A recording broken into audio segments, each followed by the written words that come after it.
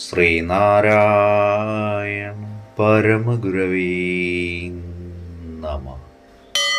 സുപ്രഭാതം.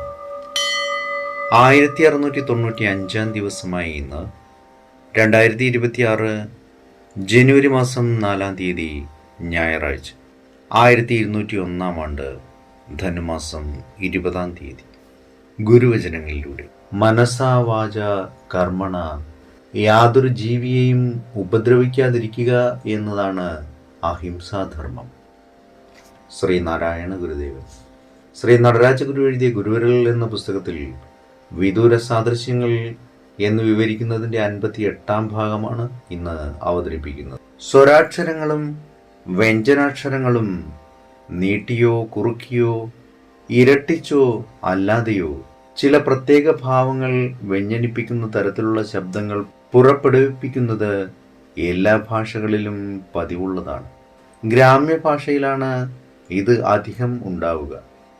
ഇത്തരം ശബ്ദങ്ങൾക്ക് അവയുടേതായ തനിമയുണ്ടെന്ന് മാത്രമല്ല, ചൈതന്യവത്തായ ഭാഷയുടെ ആസ്വാദ്യതയെ അത് വർദ്ധിപ്പിക്കുകയും ചെയ്യും. ബാഹ്യമായ തെളിവുകളെ മാത്രം ആശ്രയിച്ച് നടത്തുന്ന ഗവേഷണ പഠനങ്ങൾക്ക് ഇത്തരം പ്രതിഭാസങ്ങൾ വഴങ്ങിത്തരുകയില്ല. ശബ്ദത്തിലെ സ്വരവ്യത്യാസം കൊണ്ട് നായ്ക്കൾ സ്വന്തം യജമാനെ തിരിച്ചറിയുന്നതിനിടയാക്കുന്ന തരത്തിലുള്ളതാണ് ഭാഷകളിലെ ശബ്ദങ്ങൾക്കുള്ള പ്രാദേശികമായ ഈ തനിമ.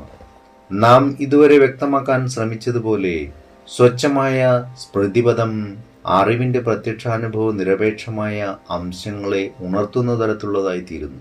ഈ സ്വച്ഛമായ സ്മൃതിപഥത്തിൽ തന്നെ ശ്രദ്ധ കേന്ദ്രീകരിച്ചാൽ മറ്റൊരു തരത്തിലും വിശദീകരിക്കാനാവാത്ത പല പരസ്പര ബന്ധങ്ങളും നിരപേക്ഷമായ അർത്ഥം വെളിവാക്കുന്നതായിത്തീരും. അവയിൽ ആഴത്തിലുള്ള സത്യാവബോധം തുളുമ്പി നിൽക്കുന്നതായും കാണാം. ഏവർക്കും നന്മ നിറഞ്ഞൊരു സുദിനമായിരിക്കട്ടെ എന്ന് ആശംസിച്ചുകൊണ്ട് നിർത്തുന്നു. നന്ദി, നമസ്കാരം. ഗുരുധർമ്മം ജയിക്കട്ടെ. ശബ്ദം നൽകിയത് സുജീഷ് മഹേശ്വരി.